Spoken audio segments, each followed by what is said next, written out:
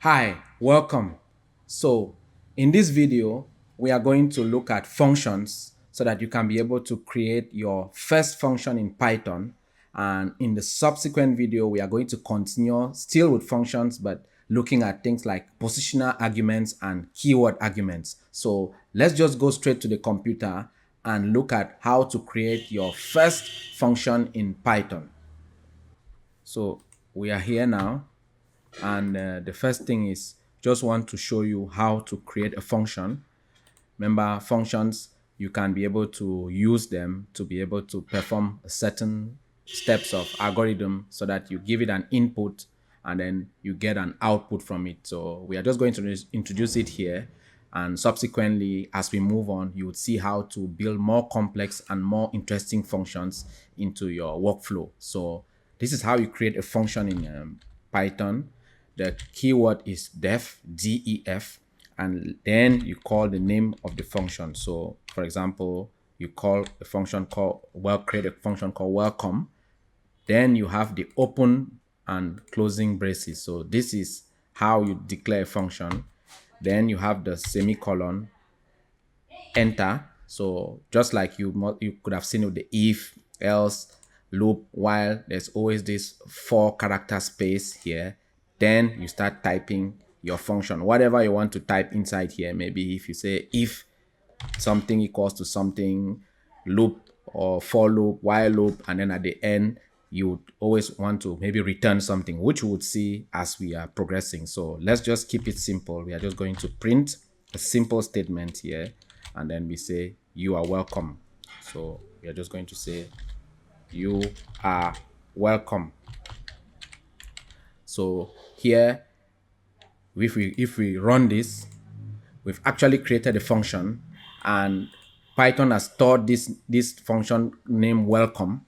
So you wouldn't have any output yet, but you can only call the function before you can get an output. So if you want to call the function, you call the function like this, you give it, type its name, and then now you run it. So now it gives you the you are welcome that you created here. So again, you could have so many complex algorithm written here, so many complex logic, and at the end it's going to give you the output. So this is a first function, very basic, and you can call the function by just running it like this, and ensure you have these braces open and close so that it says that this is a function you're about to call. So there is something you should know about the function, or Python prints things line by line. So let's just say, for example, we have a first line. Let me just show you. Print this. This is first line. Now, then we have the welcome here. Welcome here. And then we have print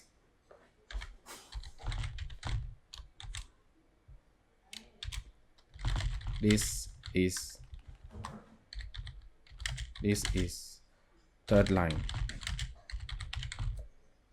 So let's run this.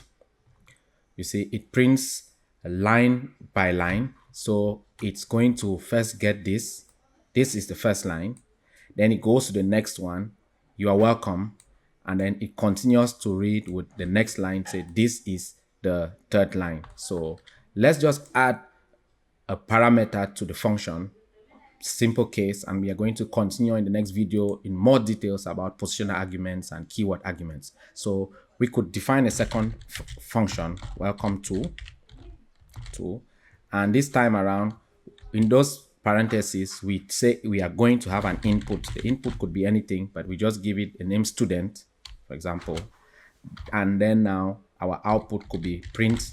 For example, remember we looked at f strings when we're looking at strings, so you can always go back and take a look at that if you can't remember. So we now put in the students here. It could be any variable. What we put up here, you put the same thing in these curly braces, and then we can say student, you are welcome to the course, for example, the course. And remember, we have to close it with double brackets. So when we run this, We've created a second function. Now it has an argument. So if you run this, as you run it here, for example, the 2, we know that is the second function. So it is saying it's missing one required positional argument student, because you are saying that each time I run this function, I'm going to pass in an argument called student, and then you're going to greet that student. So which means the right way to run this is to run it and then you call a name inside. So for example, we can use the name Cynthia here. So for example, then we run it. Now it works. It says, hello, Cynthia, you are welcome to the course. So because you've been able to give it an argument and it gives you an output. So this is the basic functionality of a function, where you give it an input and then it does some calculations or some logic, some algorithms, and then it gives you back an output. And as you would see as we go further into the course, this would be very, very powerful, because it's going to help you to do lots of things. So let's look at one other concept that you need to understand about functions, is that you can have a return at the end here. So you can end the function with a return function. Yep. So let us look at that example then. So let us greet somebody. So we can create a function, say def greet with return. And then we're going to do the other one with print. So we've been using print so that it is good to know the difference. Beginners get confused when you use return and when you use print in a function. So they look similar, but it's good to understand that. So let's just do that with the f string here. And then we are going to say name here. Just a simple case. Now, let me put that here, delete the last one, and then we have it. So this is a function that we've created, and at the end there is a return. So it returns something. Now let me call this function using a name. So let's just call it here. Remember, we can just call it down here. So I'm just going to go to greet return, just copy this, just want to call this function, and then I give it a name, maybe Simon, for example. Simon. Now I can run this. It returns Simon, but the key thing about this return is that an object is stored in the memory. So you can use this function to do other calculations later. So for example, if you wanted to say maybe this return times 10, for example, let's see, times 10, and get it. So you get this. So which means that it's actually a string, because in Python, you could have a string like this, maybe this, and then you multiply by 10, and then you get the string times 10, just like you saw here. So it's actually an object. So this return makes it in such a way that Python stores the output of this your function as another object that you can reuse later to, as you see in this case, multiply, add, concatenate, make an uppercase of it, make lowercase, or whatever at the end. It's like a string like this that you can play with. Now, what if you used, but instead of using return here, you used print here? So let us get this, copy it, paste here, and then instead we say greet with print. So you're going to greet now with print. And instead of return, we are going to say print the name. So greet with print here again. Let's run that. It still gives you the same Simon like output, even though this one has brace already showing you that it knows that these are strings. It still gives you the same Simon here, but then if you do this multiplication here, so it's copy and paste it, and then you say you want to use the one with print. Now when you run it now, you get an error because it says unsupported operand type for non-type.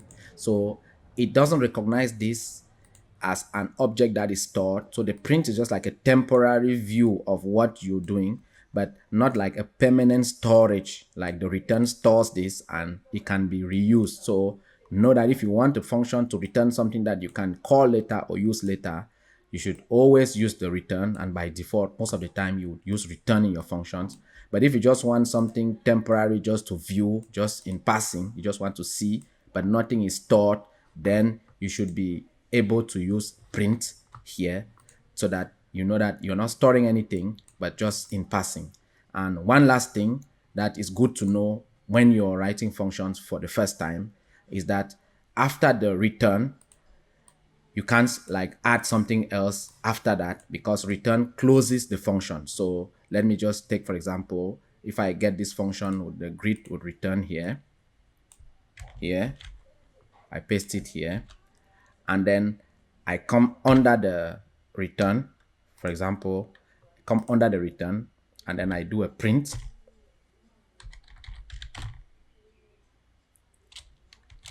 Then I say this is a print statement. This is a print statement, and I run it. Then now I call this. So greet with name. Let's just call maybe this one. Just use the return this one. Let's just call this one here.